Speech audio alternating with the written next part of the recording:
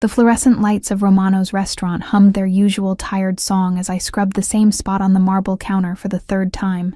My hands trembled, not from exhaustion, though God knows I was drowning in it, but from the small plastic stick burning a hole in my apron pocket.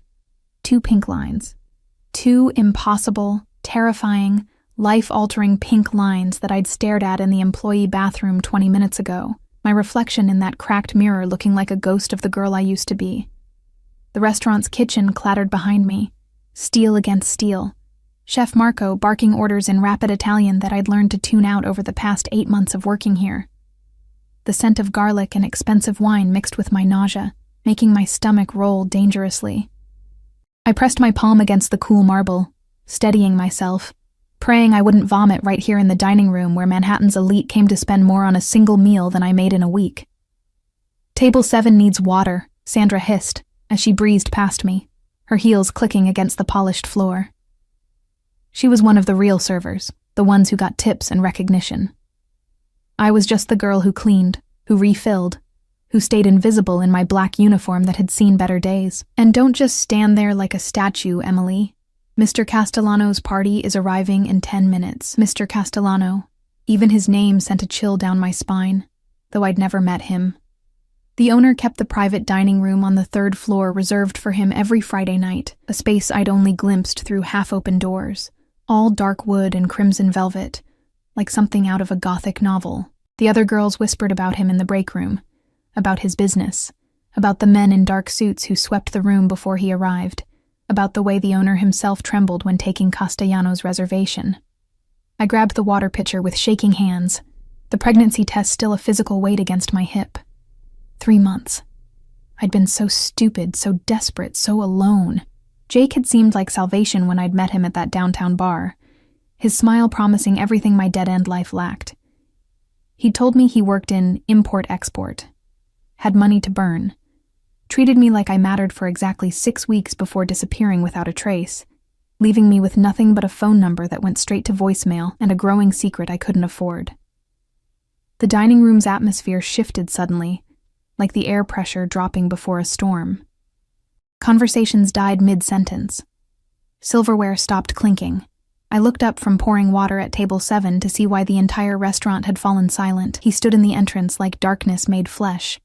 I'd never seen someone command a room simply by existing. He was tall, well over 6 feet, with shoulders that filled out his black suit, in a way that suggested power coiled beneath expensive fabric. His hair was dark, almost black, styled back from a face that could have been carved from marble except for the very human danger in his eyes.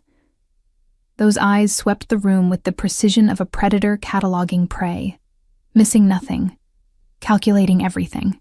2 men flanked him, earpieces visible, hands near their jackets in a way that made my mouth go dry. Another man walked ahead, already moving toward the private elevator that led to the 3rd floor. This wasn't a businessman. This was exactly what the whispered rumors suggested, something darker, more dangerous, operating in shadows that the law couldn't quite reach. This was Castellano. Our eyes met for exactly 2 seconds. 2 seconds where I forgot to breathe. Forgot the pregnancy test in my pocket. Forgot everything except the intensity of that gaze. It wasn't sexual. Or maybe it was, buried under layers of assessment and cold calculation. He looked at me like he could see through skin and bone to catalog my secrets. And then his attention moved on, dismissing me as thoroughly as if I'd ceased to exist. I should have felt relieved. Instead, something cold settled in my chest. "Emily," Sandra's urgent whisper snapped me back. "Stop gawking and get back to work. Jesus, you look like you've seen a ghost." I had, or maybe a devil. I wasn't sure which was more accurate. The restaurant slowly came back to life as Castellano disappeared into the elevator with his entourage, but the atmosphere remained charged, electric. I returned to my station, mechanically refilling water glasses and clearing plates, trying to ignore the way my hands still shook. 2 hours passed in a blur of monotonous tasks. My feet ached in my cheap shoes. The nausea came in waves, forcing me to breathe through my mouth and pray I'd make it through the shift. At 9:30, Sandra told me to clean the 3rd floor restroom, the private one near Castellano's dining room, since the regular cleaning crew had called in sick. "Just be quiet about it," she warned. In and out. Don't disturb them. The elevator ride to the third floor felt like ascending to another world.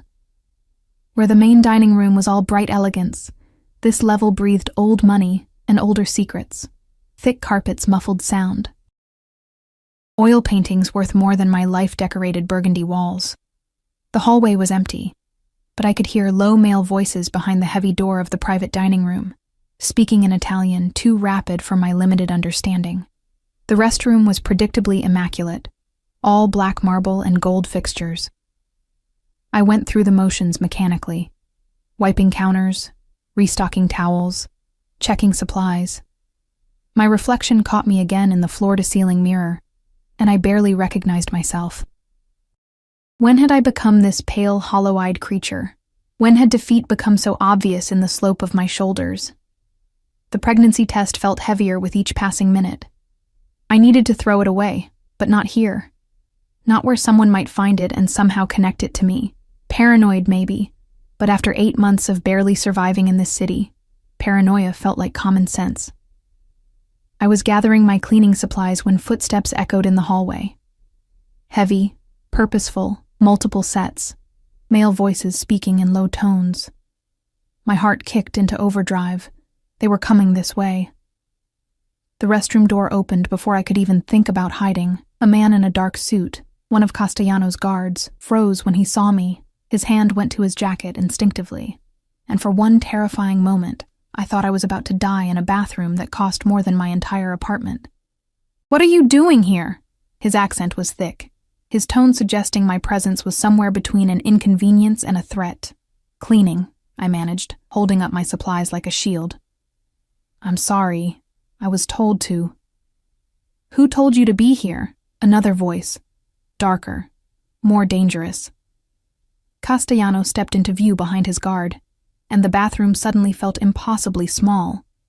He was even more imposing up close, all sharp angles and controlled violence. The scent of his cologne reached me, something expensive and masculine that made my already unstable stomach flip. "The manager," I whispered. "Sandra told me to clean up here. I'm sorry, I'll go." I moved to leave, but the guard blocked my path. Castellano's eyes, dark and unreadable, fixed on me with that same unsettling intensity from earlier.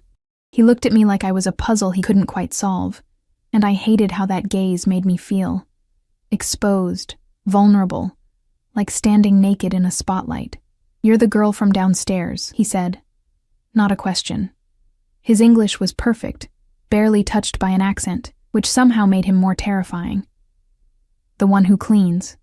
"Yes, sir." My voice came out smaller than I intended.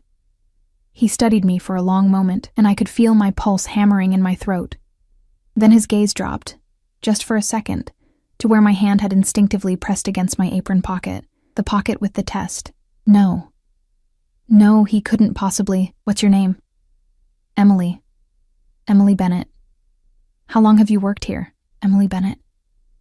8 months. Why was he asking me this? Why was I still standing here instead of being dismissed?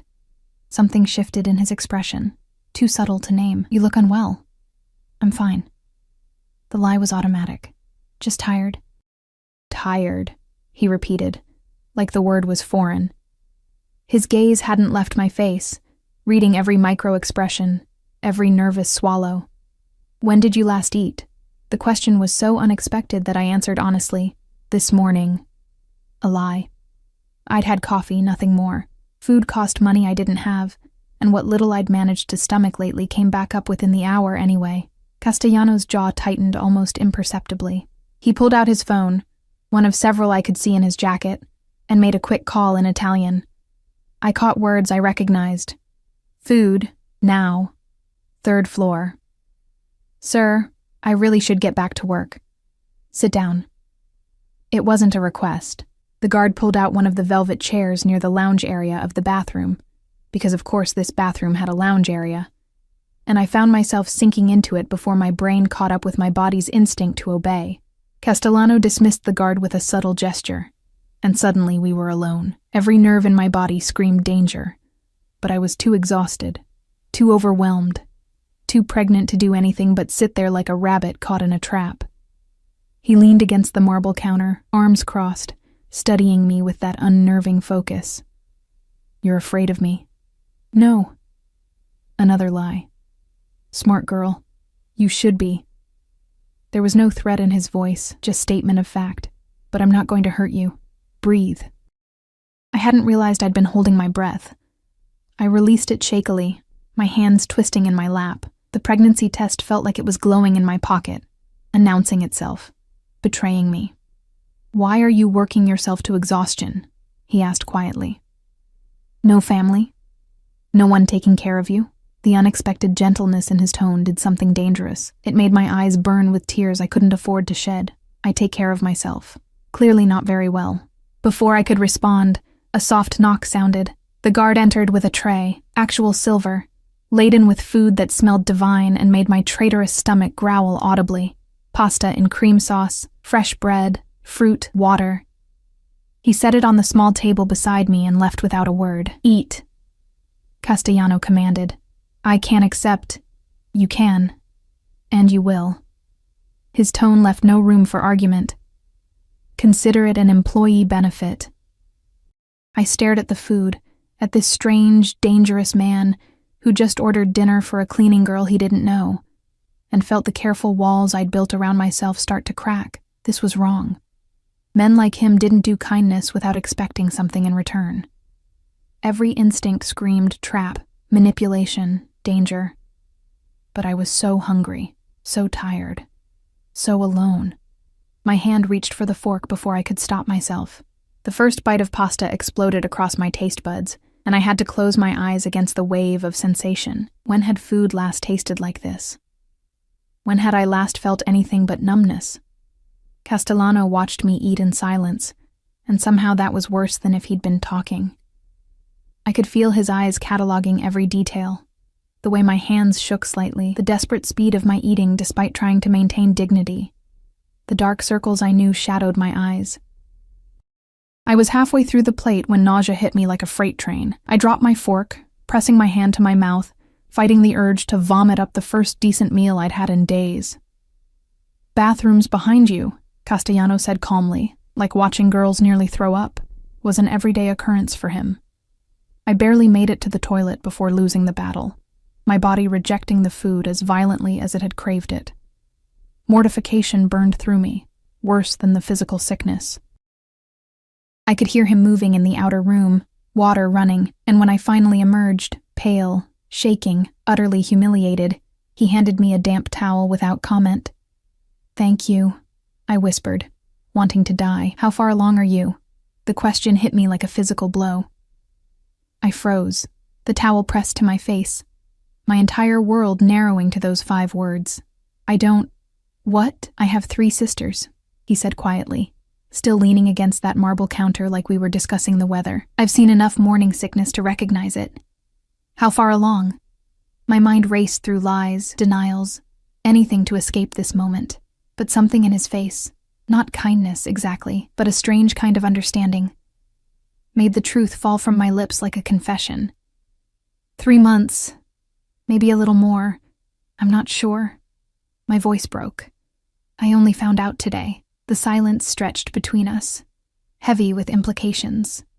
His dark eyes studied my face with renewed intensity, and I watched his brilliant mind work through calculations, possibilities, probabilities. "The father?" he asked finally. "Gone." The word tasted bitter. He disappeared 2 months ago. I don't even know his real name. Something dangerous flashed across Castellano's face. Anger, perhaps, or recognition of a pattern he'd seen before. "Did he work for someone?" He said import-export, but I trailed off, suddenly understanding what he was really asking. "I don't know. Maybe. Probably." A horrible thought occurred to me. "Why? Do you think you might know him?" "Describe him." I did. Jake's sandy hair, his charming smile, the tattoo on his left wrist of a serpent wrapped around a cross. With each detail, I watched Castellano's expression grow darker, more controlled, more deadly. "Jake Morrison," he said finally, and it wasn't a question. My heart stopped. "You know him." Past tense, deliberate. "He worked for someone who owed me money. He stole from both of us and ran. Castellano's voice was perfectly level, but I heard the violence underneath. I found him 3 weeks ago. The air left my lungs. Found him? He won't be troubling anyone again. The implication hung in the air like smoke, suffocating and undeniable.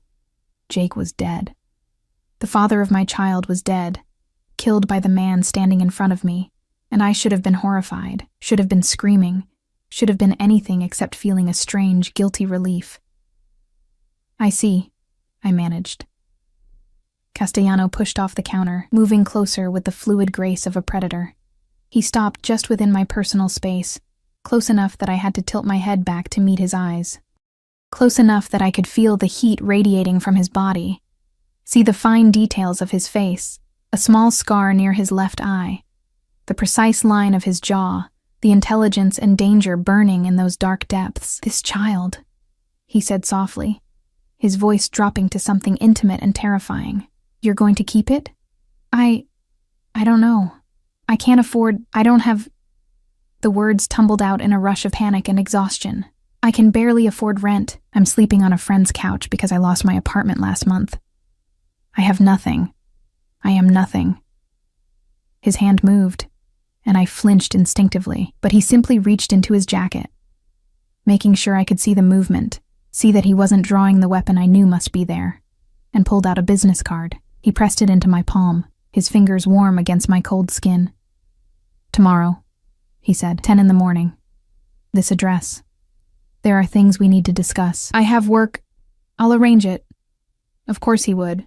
Men like Castellano arranged everything. Don't be late, Emily Bennett. He turned toward the door, and panic seized me. Wait. Why? Why are you doing this? Castellano looked back over his shoulder, and for just a moment, something raw and almost human flickered across his face. Jake Morrison stole from me.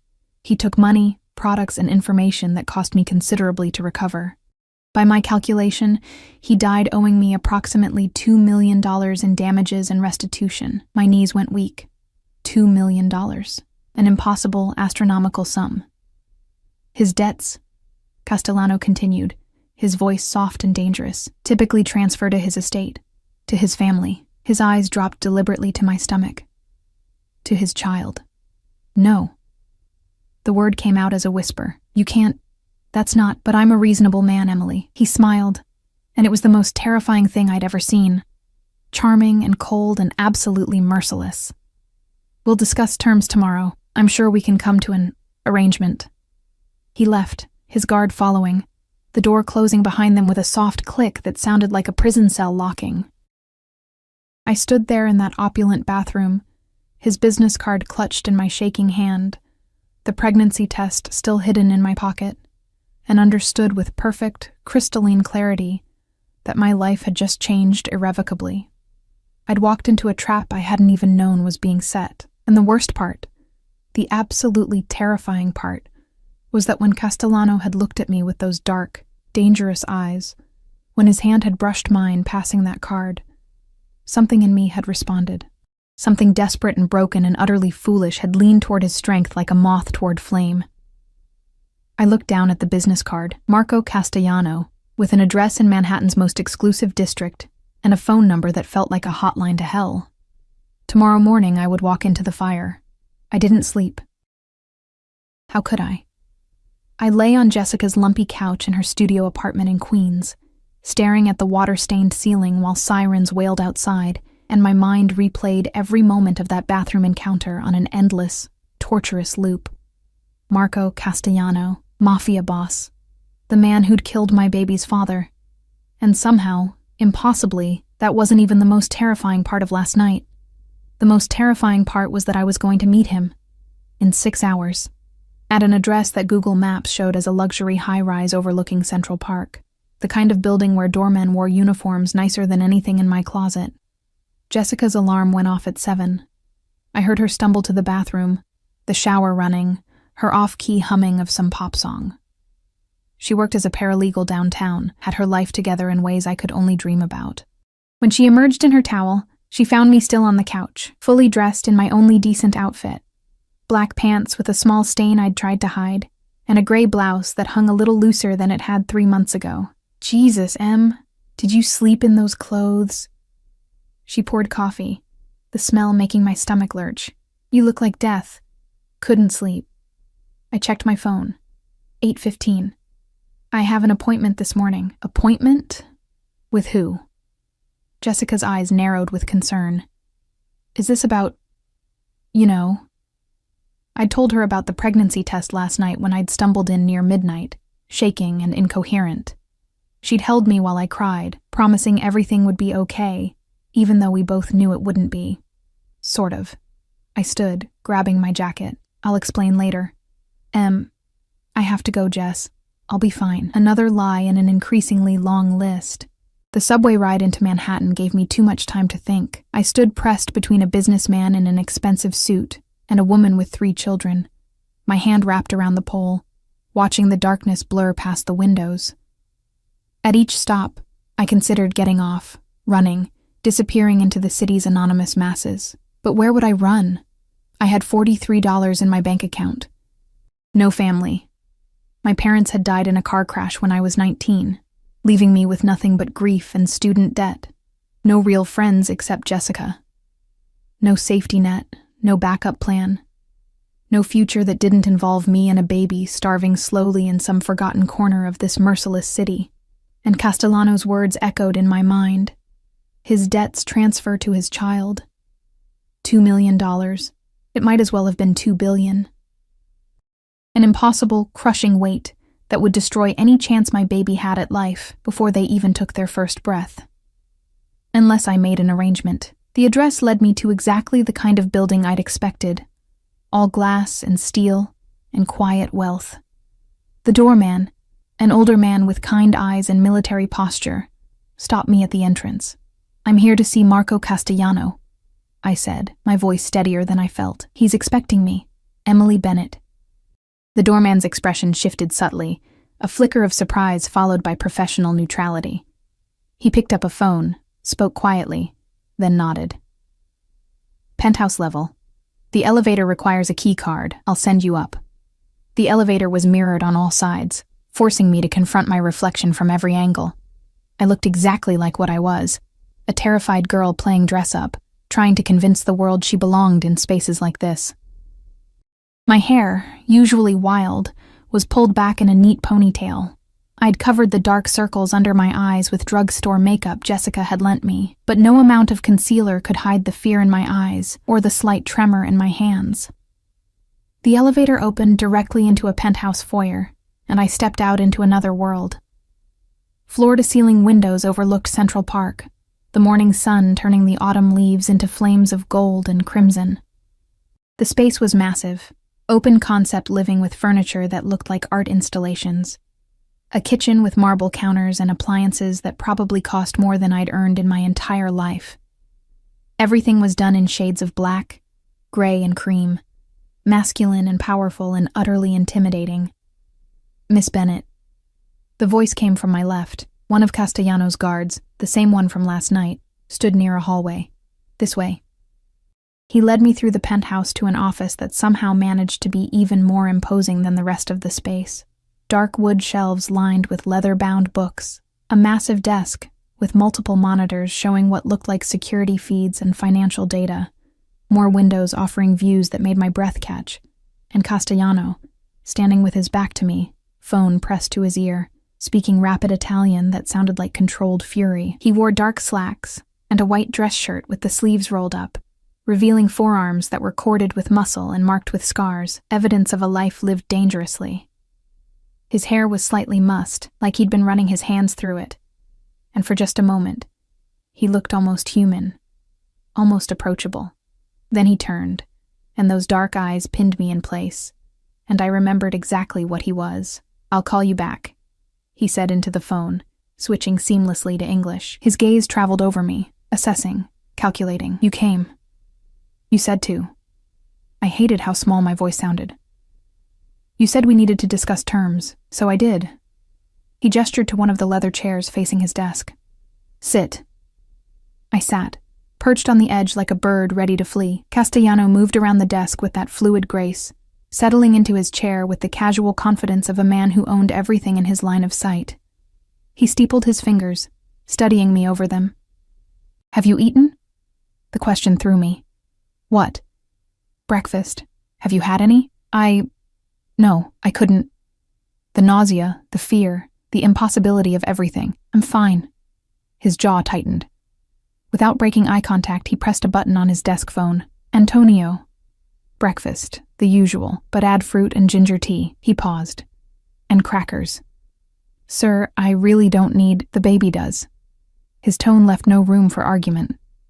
"You're thin, pale, clearly malnourished. Whatever arrangement we come to, it begins with you taking care of yourself." Arrangement. There was that word again, loaded with implications I was terrified to examine. What kind of arrangement are we talking about? Castellano leaned back in his chair, the leather creaking softly. "Let me be clear about several facts, Emily. Jake Morrison was a low-level courier who got greedy. He stole product worth $500,000, along with information that compromised several of my business operations. In cleaning up his mess, I lost money, contacts, and time. By any accounting, he died owing me far more than $2 million. Each word landed like a stone, building a wall of debt around me. I felt my chest tighten, my breathing grow shallow. I didn't know. I didn't know anything about what he did. "I believe you." Something in his expression softened fractionally. "You were a mark, Emily, a convenient cover. He used you to appear legitimate, domestic, unthreatening. The moment he needed to run, he disappeared without a second thought." The words hurt more than they should have. I'd known Jake had been using me, some part of me had always known. But hearing it stated so baldly made me feel even more pathetic. "So what do you want from me? I can't pay you back. I have nothing." "Not nothing." His eyes dropped briefly to my stomach. "You have something very valuable, the child of a man who owed me a considerable debt." My hands instinctively covered my stomach, protective. "You can't have my baby." "I don't want your baby, Emily." His voice was surprisingly gentle. "I want to protect them. And you." I stared at him, certain I'd misheard. "Protect us?" Jake's theft didn't just affect me. He also stole from the Vitale family, my competitors, for lack of a better word. They don't know he's dead yet, but when they find out, they'll come looking for compensation. And when they discover he left behind a pregnant girlfriend, he let the implication hang in the air, dark and threatening. My blood ran cold. They'd come after me, after the baby. Yes. No sugarcoating, no false comfort, just brutal honesty. They'd use you to send a message, to hurt me since I'm the one who found Jake first, to recover their losses through whatever means necessary. The room spun slightly. I gripped the arms of the chair, fighting against panic. So I'm dead anyway. The baby's dead. There's no way out. There is one way. Castellano leaned forward, his intensity magnetic and terrifying. "You become mine." The words hung between us, loaded with meaning I couldn't fully parse. "What?" "Officially, publicly, undeniably mine. Under my protection. In my world, that means untouchable. The Vitales wouldn't dare touch what belongs to me. It would start a war they can't afford. Belongs to you," I repeated, tasting the words. They should have revolted me, should have sent me running from this room, this building, this impossible situation, but instead, I felt a strange pull, like gravity shifting beneath my feet. "What exactly does that mean?" A knock at the door interrupted us. Antonio entered with a tray, setting it on the desk between us. Toast, eggs, fruit perfectly arranged, a pot of tea that smelled like ginger and honey. He left without a word, and Castellano pushed the tray toward me. "Eat while we talk." My stomach growled traitorously. I picked up a piece of toast, nibbling it cautiously, while Castellano outlined his proposal in a voice that could have been discussing a business merger rather than my entire future. "You'll move into this building, a different unit, appropriate for a woman in your situation. I'll handle rent, utilities, groceries, medical care, everything you need for yourself and the child." He ticked items off like a shopping list. "You'll have security, discreet but constant. No one will harm you or threaten you.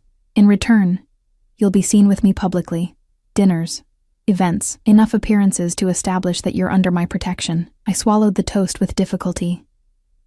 You want me to pretend to be your... What? Girlfriend? Girlfriend, companion, partner. He waved a hand dismissively. The specifics don't matter. What matters is perception. If people believe you're mine, you're safe. And the baby? The question came out barely above a whisper.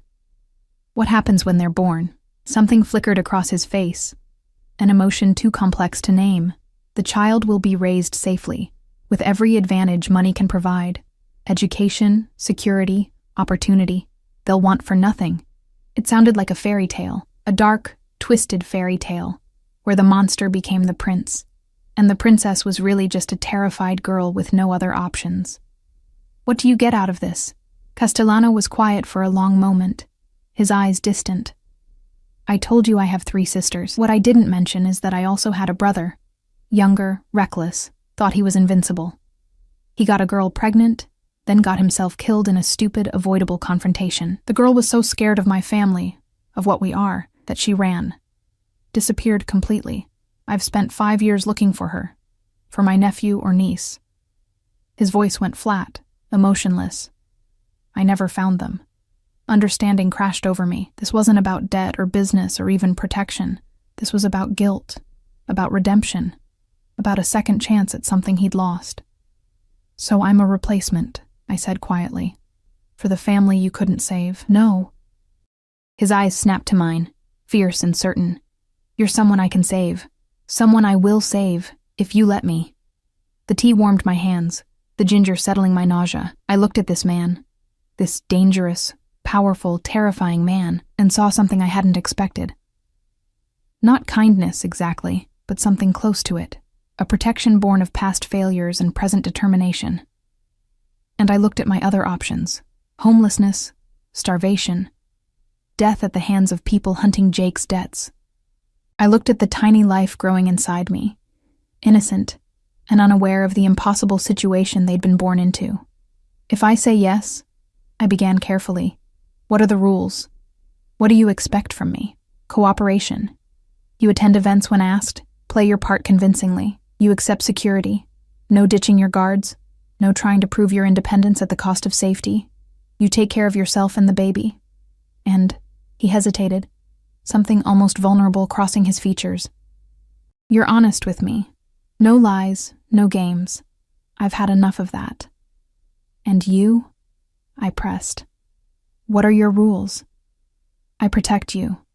I provide for you. I don't ask questions about your past. And you don't ask questions about my business. His voice hardened slightly. You'll see things, hear things. You forget them immediately. What happens in my world stays in my world. A gilded cage. That's what he was offering. A beautiful, luxurious prison where I'd be safe, but never truly free. Where I'd be possessed, protected, provided for, but always under his control. I should have said no, should have run, should have chosen any other path. But there were no other paths. Not really. Not for a pregnant, broke, hunted girl with nowhere left to turn. Okay, I whispered. I'll do it. Castellano's expression shifted, satisfaction mixed with something darker, more possessive. He pulled out his phone, made a quick call in Italian, then stood and moved around the desk. He offered me his hand, and I stared at it for a moment before placing my smaller, trembling hand in his. His grip was warm, firm, utterly consuming. Welcome to my world, Emily Bennett, he said softly, dangerously. You're mine now, and I protect what's mine. The apartment Marco arranged for me was on the 15th floor of the same building, 3 levels below his penthouse. When Antonio led me to it that afternoon, my few belongings already collected from Jessica's couch by people I'd never met, I stood in the doorway and forgot how to breathe. It was bigger than anywhere I'd ever lived. Floor-to-ceiling windows overlooked the city, letting in streams of golden afternoon light. The furniture was modern but comfortable, soft grays and creams, nothing ostentatious but everything quality. A full kitchen with appliances that gleamed. 2 bedrooms, one of which was clearly meant to become a nursery, though it stood empty now, waiting. Mr. Castellano had it cleaned and stocked, Antonio explained, showing me the refrigerator full of food, the bathroom with products I'd never heard of, but that probably cost more than my monthly salary. There's a panic button in every room, red, mounted on the wall. You press it, we come. Immediately, I nodded mutely, overwhelmed. This couldn't be real. 24 hours ago, I'd been scrubbing toilets and hiding pregnancy tests.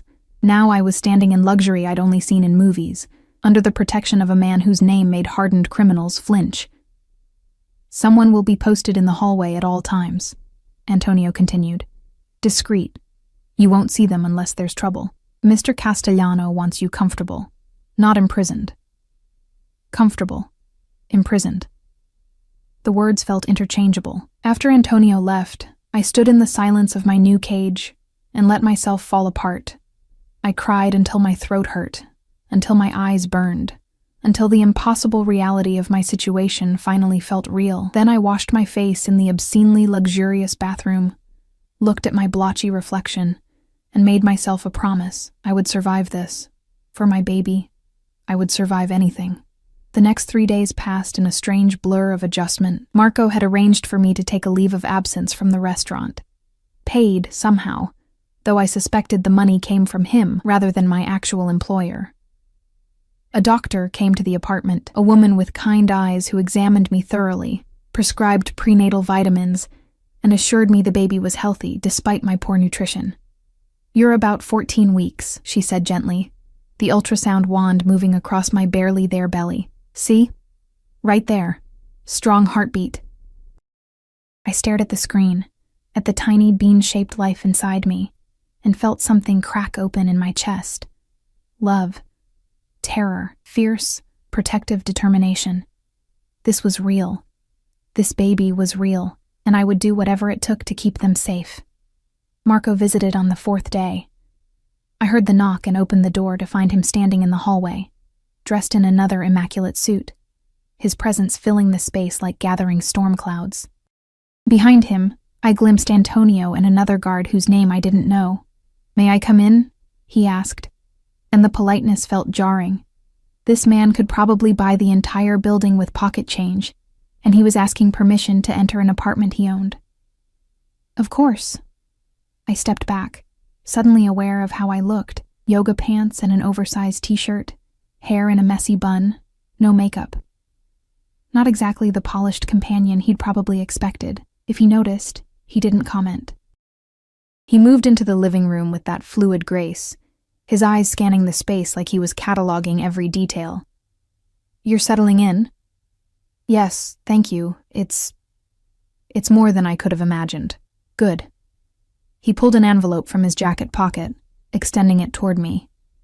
Your new identification, credit cards, a phone. I took the envelope with trembling fingers, opening it to find a sleek smartphone, several black credit cards with my name embossed in silver, and a driver's license that looked exactly like my old one, except for the address, now listed as this building. The credit cards have no limit, Marco said casually, as if this were normal. Use them for whatever you need.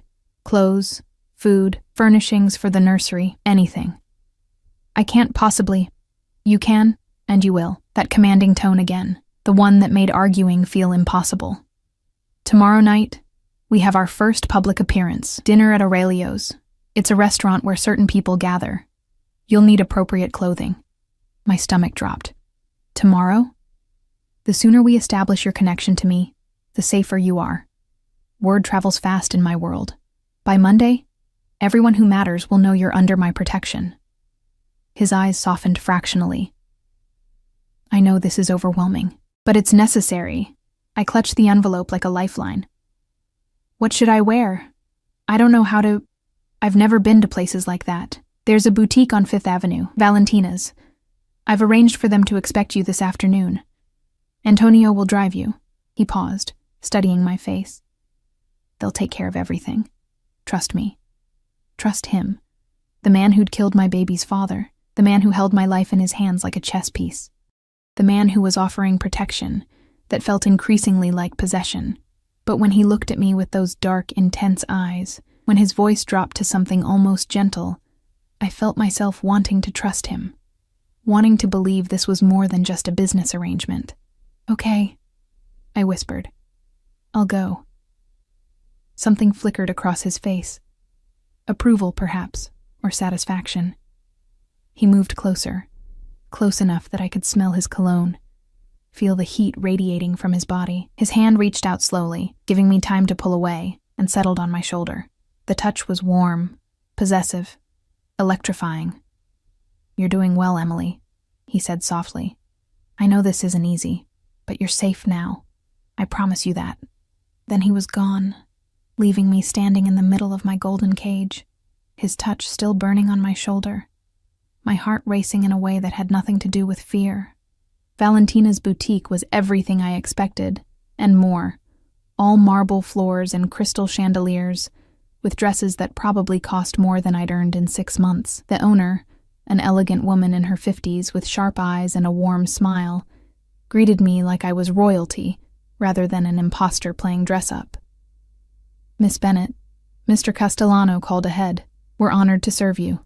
She took my arm, guiding me deeper into the store. "He mentioned you need something for Aurelio's. Classic, elegant, but not too formal. Am I correct?" I nodded, mute, as she pulled dresses from racks like she could see inside my head. Black, navy, deep emerald green. Fabrics that felt like water against my fingers. She led me to a private fitting room larger than the bathroom I'd shared with Jessica, and for the next hour, I tried on gowns that transformed me into someone I didn't recognize. The dress we finally chose was midnight blue, simple but elegant, with a neckline that was modest but flattering, and fabric that skimmed over my barely there bump without clinging. When I looked in the mirror, I saw someone who could belong in Marco's world, someone who looked like she deserved to be protected by a man like him. "Perfect," Valentina declared. "Shoes, jewelry, a wrap for the evening. We'll have everything sent to your address." "How much?" I started to ask, but she waved a hand dismissively. "Already arranged, my dear. Mr. Castellano takes excellent care of his companions." The slight pause before that last word suggested she knew exactly what I was. Not a girlfriend, not really, but something more complicated and dangerous. The next evening, I stood in front of my bathroom mirror, barely recognizing myself. The dress fit perfectly. A stylist Valentina had sent over had done my hair in soft waves, my makeup subtle but polished. Diamond earrings, borrowed, the stylist assured me, though they felt real enough to burn, glinted at my ears. I looked like someone who belonged in Marco Castellano's world. I looked like a lie. The knock came at exactly 7. I opened the door to find Marco standing there, and for a moment, neither of us spoke. He wore a black suit that probably cost more than a car, his hair styled back, his presence overwhelming, but it was the way he looked at me, dark eyes traveling from my face down to my heels and back up, something heated and possessive in that gaze that made my breath catch. "Beautiful," he said quietly. Not, "You look beautiful," but just that single word, like an undeniable fact. "Thank you." My voice came out steadier than I felt. "You clean up pretty well yourself." Something like amusement flickered across his face. He offered his arm, and I took it, feeling the solid muscle beneath the expensive fabric. As we walked to the elevator, I was hyper-aware of his guard following at a discreet distance, of the way Marco's hand covered mine on his arm, proprietary and warm. The restaurant was exactly what I'd imagined. Old-world elegance, dim lighting, tables spaced far enough apart for private conversations. The maitre d' greeted Marco with barely concealed nervousness, leading us to a table in the back corner where Marco could sit with his back to the wall, his eyes on every entrance and exit. I felt the stares as we walked through the dining room. Curious, assessing, dangerous. These weren't normal, wealthy New Yorkers out for dinner. These were people from Marco's world, and I could feel them cataloging my presence, drawing conclusions, spreading information that would ripple through the underground by morning. Marco pulled out my chair, an unexpectedly gentlemanly gesture, and settled across from me, his attention never leaving my face. "Nervous?" "Terrified," I admitted. good. Fear keeps you sharp. He signaled a waiter, ordered wine for himself and sparkling water for me without asking what I wanted. But you're safe here. No one will touch you. Because I'm yours, I said, the words tasting strange in my mouth. Because you're mine, he confirmed. And the way he said it, dark and certain and utterly possessive, sent a shiver down my spine that wasn't entirely from fear. Dinner passed in a blur of exquisite food I could barely taste, and conversation that felt like a carefully choreographed dance. Marco asked about my life before, where I'd grown up, what I'd studied, how I'd ended up in New York.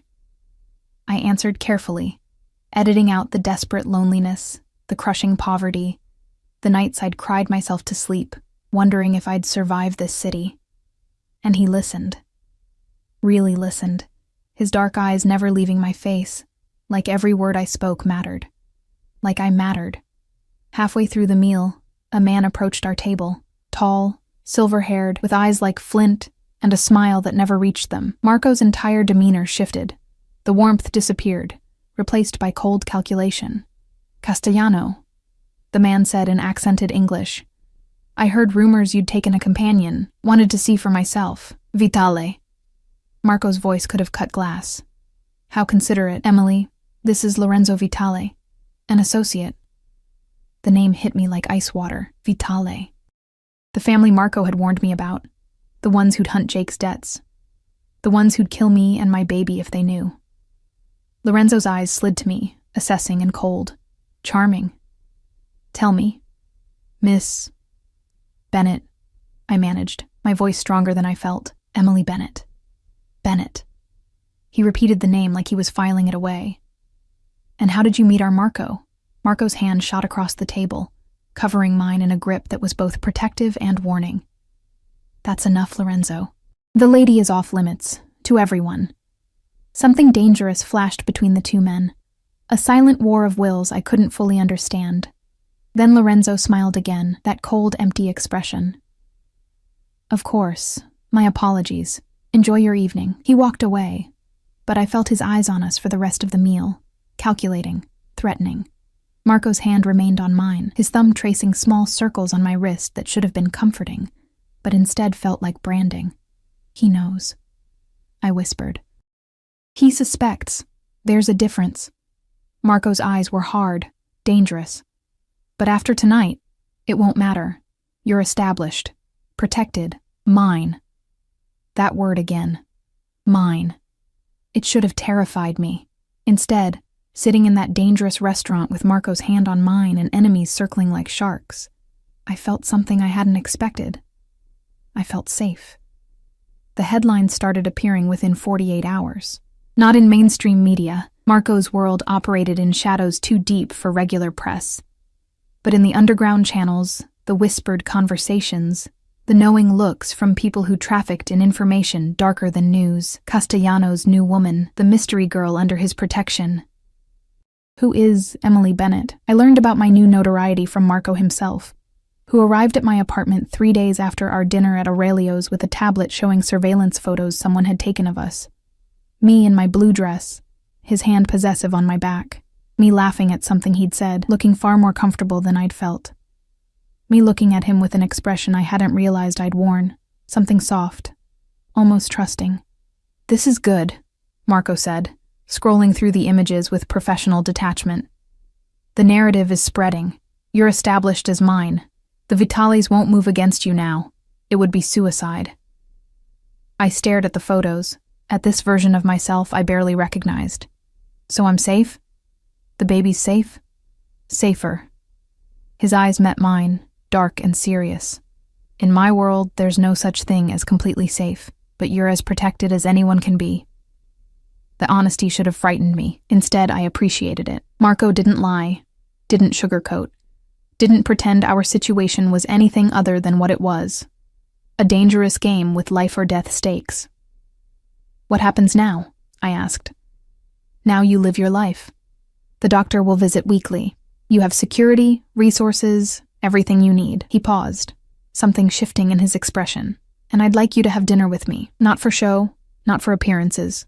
Just dinner. The request caught me off guard. Why? Because I want to know you. He said it simply, like it was the most natural thing in the world.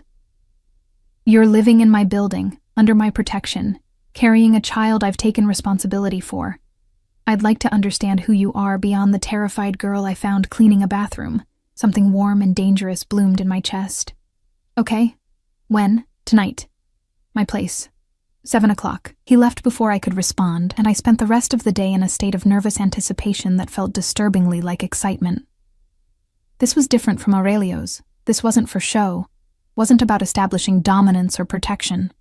This was Marco Castellano asking to spend time with me because he wanted to. The thought terrified and thrilled me in equal measure. I dressed carefully. Not the designer gown from Valentina's, but nice jeans and a soft cashmere sweater I'd bought with one of Marco's credit cards, still feeling guilty about the price tag. My bump was more visible now at 15 weeks. A small swell I could no longer hide completely. Antonio escorted me up to the penthouse at exactly 7. Marco answered the door himself, and I nearly stumbled at the sight of him. No suit this time. Just dark jeans and a gray Henley that clung to his frame, his sleeves pushed up to reveal those scarred forearms. His hair was slightly mussed, like he'd been running his hands through it, and he looked more human than I'd ever seen him. Emily. He stepped back, letting me enter. Come in. The penthouse looked different than during my first visit. Warmer somehow. Music played softly, something classical I didn't recognize. And the dining table was set for 2, candles flickering, wine glasses waiting. You cooked? I asked, unable to hide my surprise. Don't sound so shocked. A hint of amusement colored his voice. I'm not completely useless in a kitchen. My mother made sure all her children knew how to feed themselves.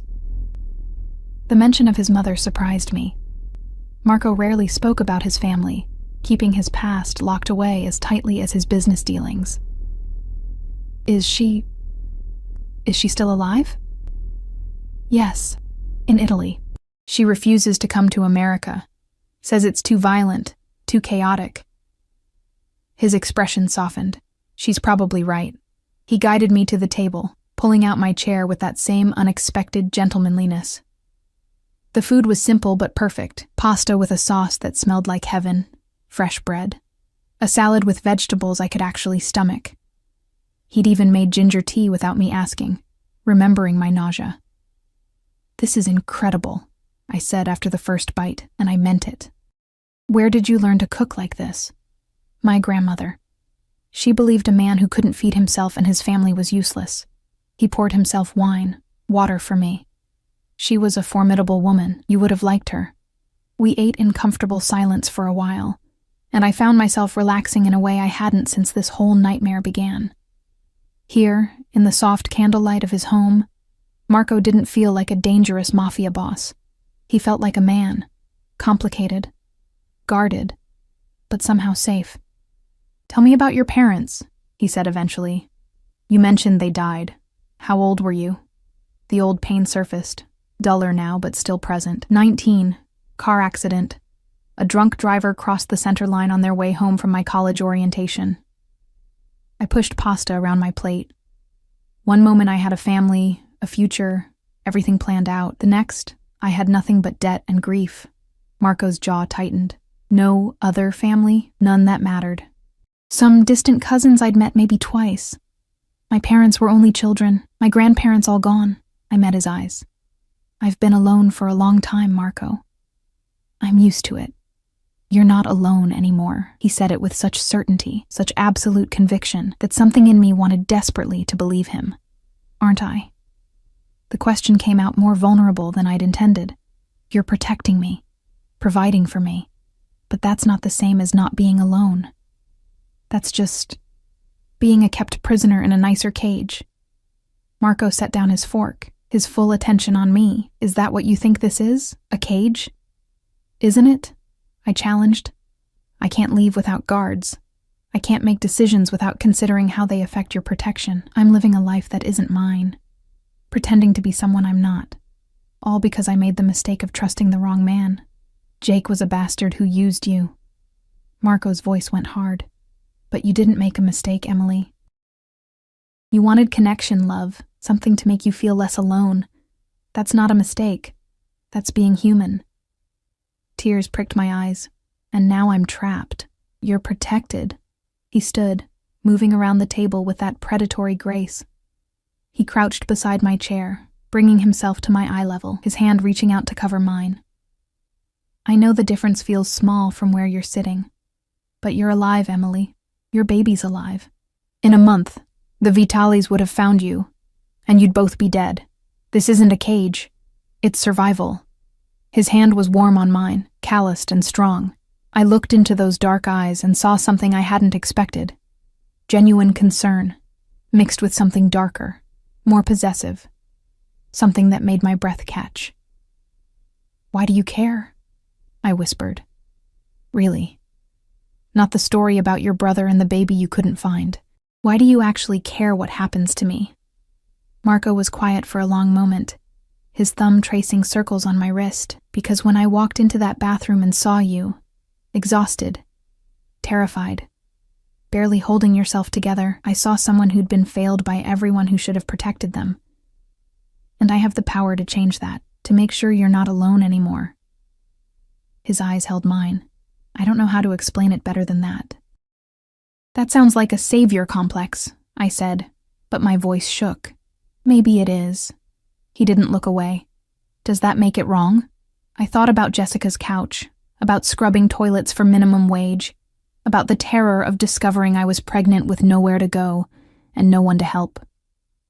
I thought about Lorenzo Vitale's cold eyes and the death sentence I hadn't known I was living under. And I thought about this man, dangerous, powerful, terrifying, who'd given me safety, comfort, and something that felt dangerously close to care. "No," I whispered. "It doesn't make it wrong." Something shifted in Marco's expression. Relief, heat, possession. His hand moved from my wrist to my face, cupping my cheek with surprising gentleness. His thumb traced my cheekbone, and I felt my breath stutter in response. "I want to kiss you," he said quietly, giving me the choice. "Tell me no if that's not what you want." I should have said no. Should have maintained boundaries, kept this arrangement professional, protected what was left of my heart. But sitting there in the candlelight, his hand warm on my face, his eyes dark with want, I couldn't remember why those things mattered. "Yes," I breathed. He leaned in slowly, giving me every chance to change my mind. His lips brushed mine softly at first. A question, a test. Then deeper, one hand sliding into my hair, the other settling on my waist just above where my baby grew. The kiss was nothing like I'd expected, not rough or demanding, but thorough, claiming, absolutely devastating. When he pulled back, I was breathless, trembling, completely undone. "Emily." My name on his lips sounded like a prayer and a possession. "You're not just under my protection anymore. You understand that, don't you?" I did. Somewhere between the bathroom at Romano's and this moment, between terror and trust, between survival and something far more dangerous, I'd stopped being just a responsibility. I'd become his. "I understand," I whispered. Marco pulled me to my feet, drawing me against his chest. I could feel his heartbeat, strong and steady, an anchor in the storm of everything I felt. His arms wrapped around me, one hand splaying possessively over my small bump. "Mine," he murmured against my hair. "You and this baby. Mine to protect. Mine to care for. Mine." I should have been frightened by the possessiveness in his voice, the absolute claim he was making. Instead, I felt safe in a way I hadn't since my parents died, like I'd finally found someone who wouldn't leave, wouldn't abandon me, wouldn't let me fall, even if that someone was a monster wearing a man's face. "Yours," I agreed, and sealed both our fates with that single word. We stood there in the candlelight, wrapped in each other, while the city glittered outside the windows like a field of broken stars. And for the first time since taking that pregnancy test, I felt something besides fear. I felt hope. Dangerous, foolish, impossible hope. The weeks that followed blurred together in a strange mix of domesticity and danger that became my new normal. Marco visited almost every evening, sometimes for dinner, sometimes just to sit with me while I read or watch television. His presence a constant grounding force. He'd work on his laptop, making calls in rapid Italian, while I curled up on the couch with prenatal books, and somehow it felt right. Like we were building something real from the wreckage of how we'd met. My body changed. The bump grew more pronounced, unmistakable now at 20 weeks.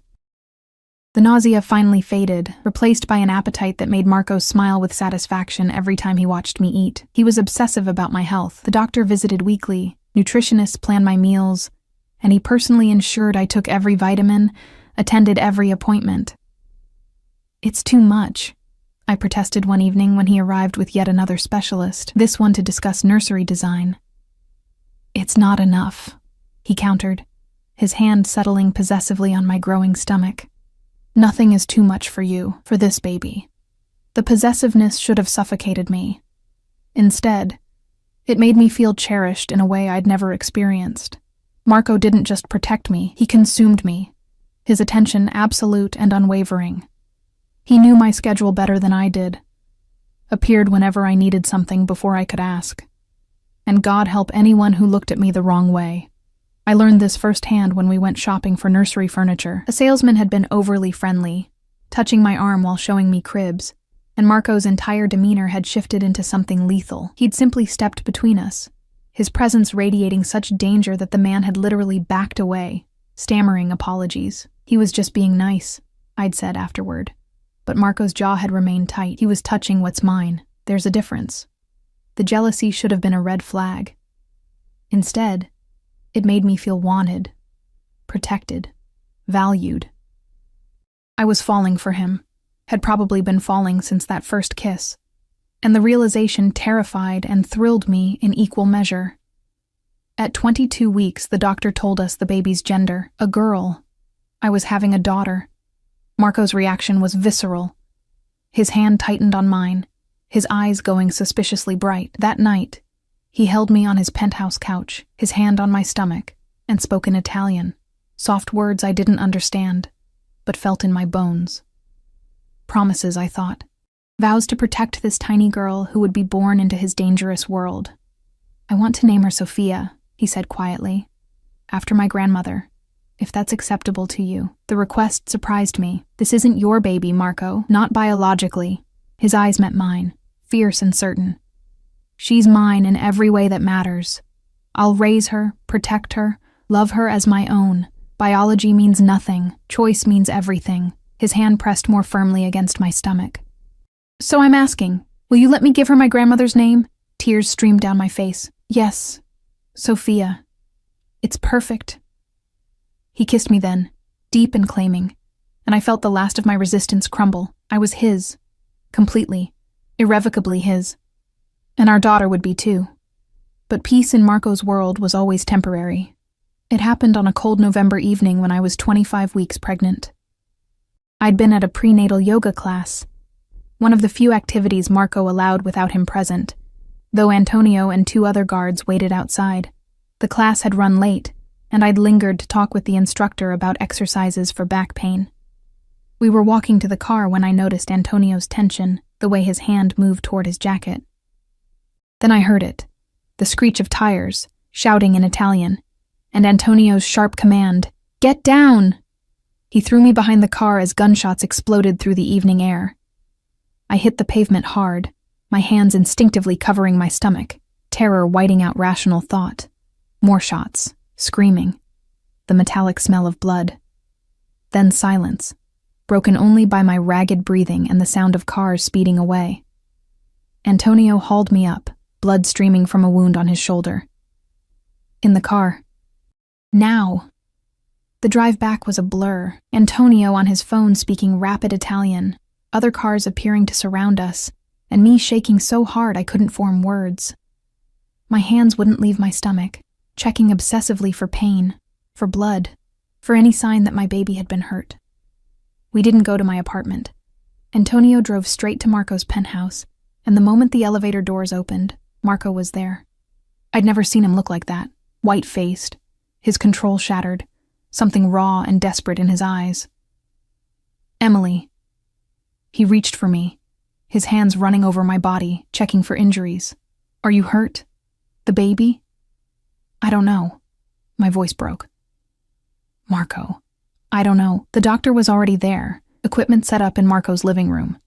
She examined me thoroughly while Marco paced like a caged animal, barking orders into his phone in Italian that sounded like death sentences.